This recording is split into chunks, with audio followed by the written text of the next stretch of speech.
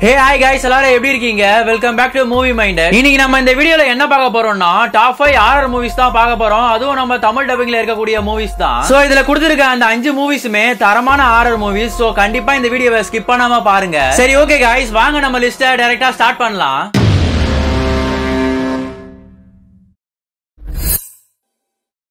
நம்ம லிஸ்ட்ல 5th இடத்துல இருக்கக்கூடிய மூவி வந்து தி நன் 2018ல ரிலீஸ் ஆயிருக்கு. அண்ட் இதோட IMDb 5.4 ரேட்டிங் கொடுத்திருக்காங்க. ருமேனியால இருக்க ஒரு பெரிய சர்ச்சில் ஒரு நன் தூக்கு போட்டு இறந்து போயிடுறாங்க. இவங்க எதுக்காக இறந்து போனாங்கன்னு சொல்லிட்டு அந்த சர்ச்சுங்களுக்கு எல்லாம் ஹெட்டா இருக்க பிரைஸுங்க எல்லாம் ஒன்னா சேர்ந்து அவங்க இறந்து போனதுக்கு என்ன காரணம்னு சொல்லிட்டு விசாரிச்சுட்டு வாங்கன்னு ஒரு பிரீஸ்டையும் ஒரு நன்னியும் அனுப்பி வைக்கிறாங்க. இறந்து போன நன்னை விசாரிக்க வந்தவங்களுக்கு அந்த சர்ச்சில் நடக்கக்கூடிய பயங்கரமான சம்பவங்கள் தான் இந்த படத்துடைய ஸ்டோரி. ஆக்சுவலா இந்த படம் நம்மள பயத்தோட உச்சிக்கே கொண்டு போயிடும். அந்த லெவல்ல இருக்கும் இந்த படம். கண்டிப்பா மிஸ் பண்ணாம பாருங்க. நம்ம லிஸ்ட்ல 4th இடத்துல இருக்கக்கூடிய மூவி வந்து மலிக்னன்ட் 2021ல ரிலீஸ் ஆயிருக்கு. அண்ட் இதோட IMDb 6.2 ரேட்டிங் கொடுத்திருக்காங்க. ஹீரோயினுக்கும் ஹஸ்பண்டுக்கும் சண்டை வருது. அன்னைக்கு நைட்டே ஹஸ்பண்ட யாரோ தலையை திருப்பி கொலை பண்ணிருக்காங்க. இதுக்கப்புறமும் அங்க தொடர் கொலைகள் நடந்துட்டே இருக்கு. இந்த கொலைகள் எல்லாமே ஹீரோயின் கண்ணுக்கு லைவா தெரியும். இதெல்லாம் போலீஸ் கிட்ட சொல்லலாம்னு சொல்லிட்டு போவாங்க. ஆனா போலீஸ் எல்லாருமே இவங்களதான் சந்தேகப்படுறாங்க.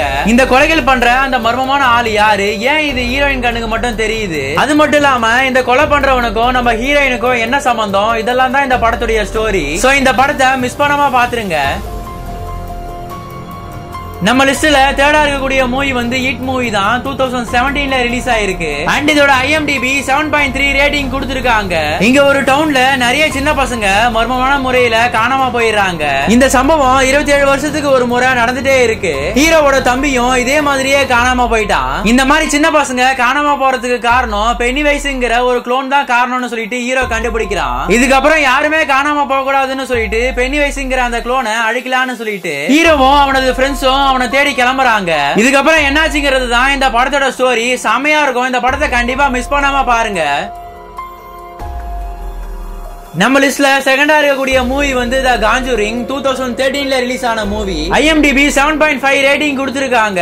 ஒரு ஃபேமிலி ஒரு காட்டுக்கு நடுவுல இருக்க ஒரு வீட்டுக்கு குடி வராங்க. நாட்கள் போக போக அந்த வீட்ல வித்தியாசமான சம்பவங்கள், அமானுஷ்ய விஷயங்கள்லாம் நடக்க ஆரம்பிக்குது. தன்னுடைய ஃபேமிலிக்கு ஏதாவது ஆயிடுமோன்னு சொல்லிட்டு தீய சக்திகளை விரட்டக்கூடிய 2 பேரை கூட்டிட்டு வராங்க. இவங்க 2 பேரும் சேர்ந்து அந்த பேயை அந்த வீட்டை விட்டு வெளியே துரத்துனாங்களா இல்லையான்னு சொல்லிட்டு தான் இந்த படத்துடைய ஸ்டோரி. அது மட்டும் இல்லாம இது ஒரு உண்மை சம்பவத்தை அடிப்படையா கொண்டு எடுத்த மூவி. நான் உங்களுக்கு பர்சனலா ரெக்கமெண்ட் பண்ற மூவி இது. கண்டிப்பா இந்த படத்தை மிஸ் பண்ணாம பாருங்க.